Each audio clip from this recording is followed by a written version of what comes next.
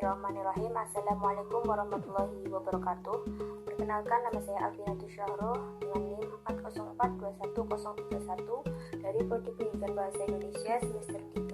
Di sini saya akan menyelesaikan tugas mata kuliah pengantar peradaban yang diampu oleh Bapak Yusan Wahyudi.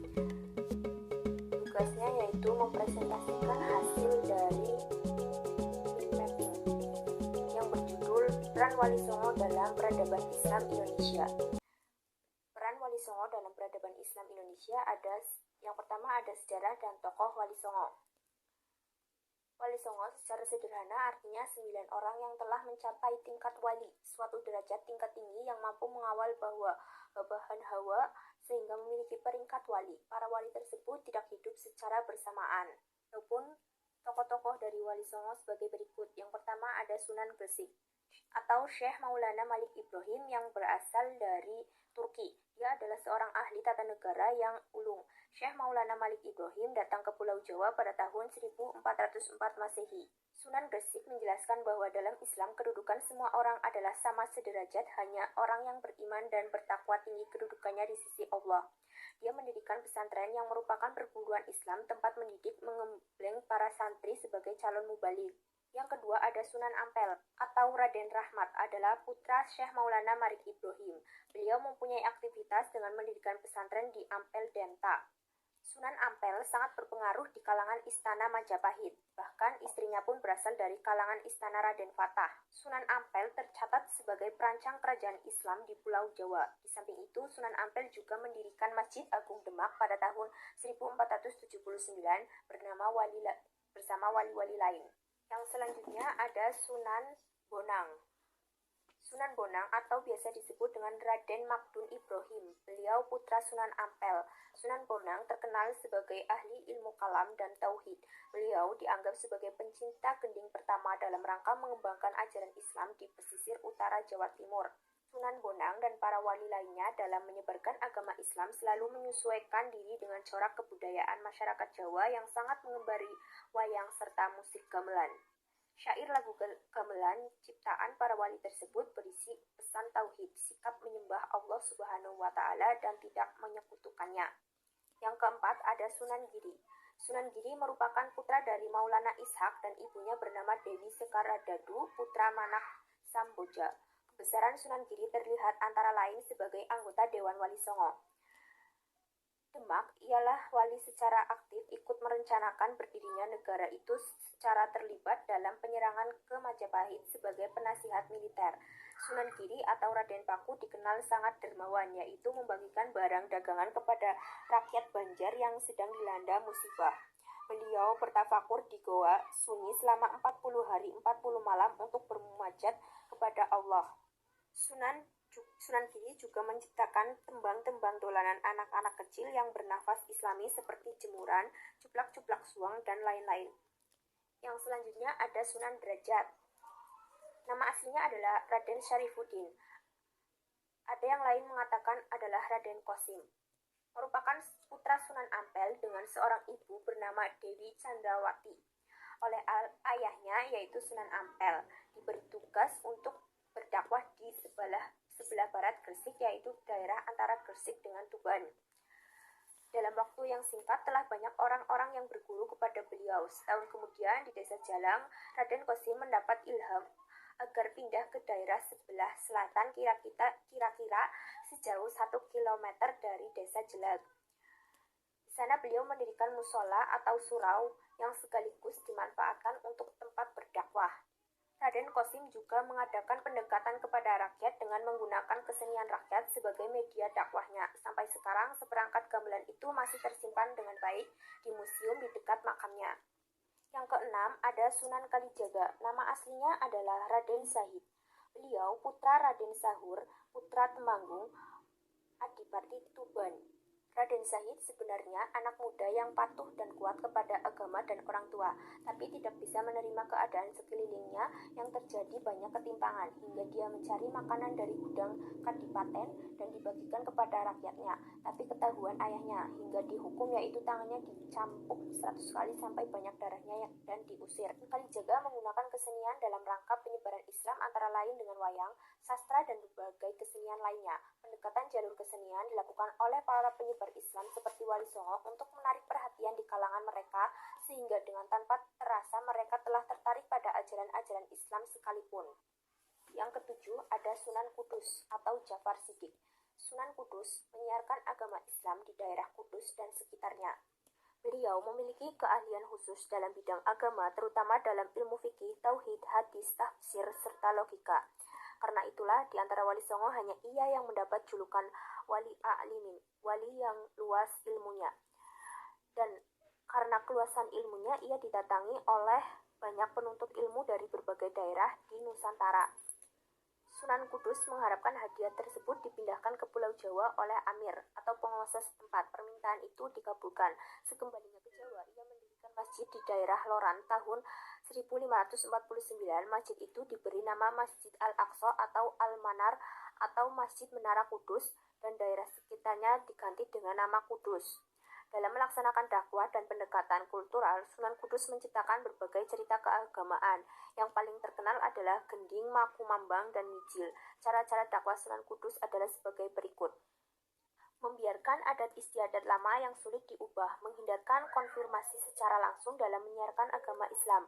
Bagian adat istiadat yang tidak sesuai dengan mubah diubah langsung dan diubah. Yang kedelapan, ada Sunan Muria atau Raden Umar Said, salah seorang wali Songo yang banyak berjasa dalam menyiarkan agama Islam di pedesaan Pulau Jawa adalah Sunan Muria. Beliau lebih terkenal dengan nama Sunan Muria karena pusat kegiatan dakwahnya dan makamnya terletak di Gunung Muria, sebelah utara kota Kudus.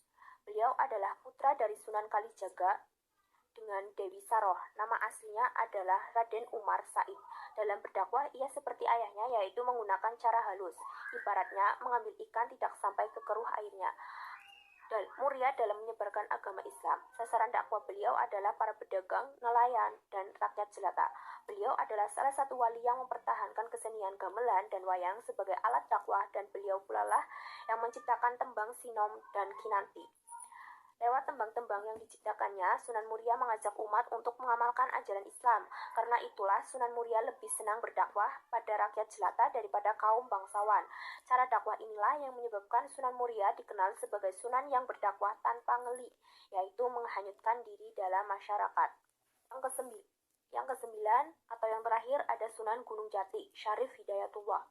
Salah seorang wali Songo yang banyak berjasa dalam menyebarkan agama Islam di Pulau Jawa, terutama di daerah Jawa Barat, juga pendiri Kesultanan Cirebon. Nama aslinya Syarif Hidayatullah, dialah pendiri dinasti Raja-Raja Cirebon dan kemudian juga di Banten. Sunan Gunung Jati adalah cucu Raja Pajajaran Prabu Siliwangi. Setelah selesai penuntut ilmu pada tahun 1470, dia berangkat ke Tanah Jawa untuk mengamalkan ilmunya. Setelah Cirebon resmi berdiri sebagai sebuah kerajaan Islam yang bebas dari kekuasaan Pajajaran, Sunan Gunung Jati berusaha mempengaruhi kerajaan yang belum menganut agama Islam dari Cirebon.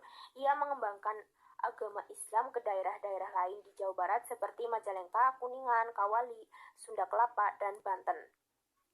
Yang selanjutnya ada peran Wali Songo dalam penyebaran Islam di Indonesia. Yang pertama, mereka berhasil memantapkan dan mempercepat proses Islamisasi. Proses Islamisasi di Indonesia, khususnya di Tanah Jawa, merupakan hasil dakwah dan perjuangan yang dilakukan oleh Wali Sembilan ataupun sebenarnya lebih dikenal sebagai Wali Songo.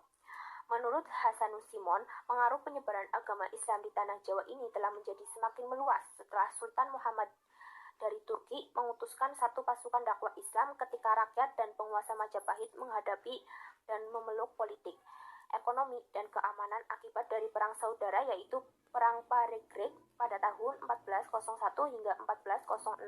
Peranan Wali Songo dalam proses penyebaran Islam kepada dua tahap, yaitu tahap pertama adalah kehadiran Wali Songo yang berhasil memantapkan dan mempercepat proses Islamisasi pada abad pertama Hijriah, tetapi kebanyakan dakwah pada tahap ini hanya terbatas pada wilayah-wilayah tertentu saja.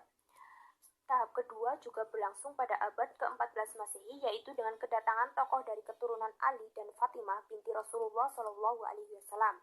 Peran Wali Songo selanjutnya yaitu membawa berbagai kemajuan sumbangan dari para wali.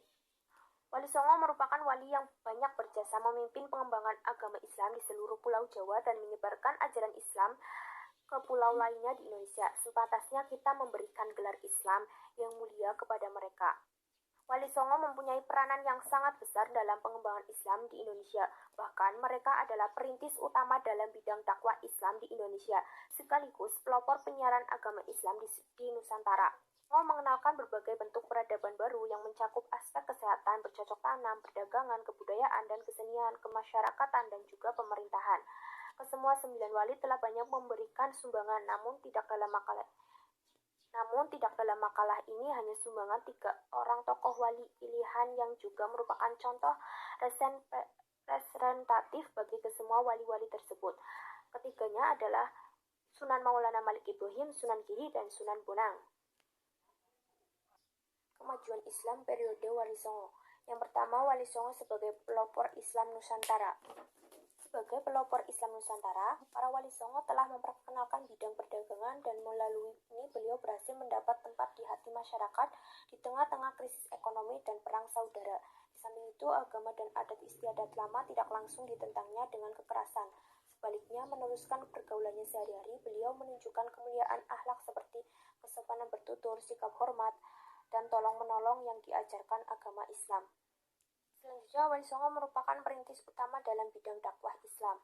Secara garis besar, Wali Songo sesungguhnya telah memainkan peranan yang penting dalam penyebaran Islam, sekaligus meningkatkan keintelektualan masyarakat di pada masa itu.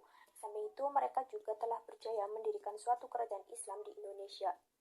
Yang terakhir, Wali Songo mengenalkan peradaban baru dalam bidang perdagangan.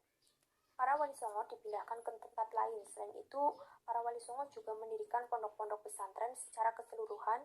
Jasa terbesar beliau adalah usahanya mengantar anak muridnya ke pelosok Indonesia seperti Pulau Madura, Pulau Bawean untuk menyiarkan Islam.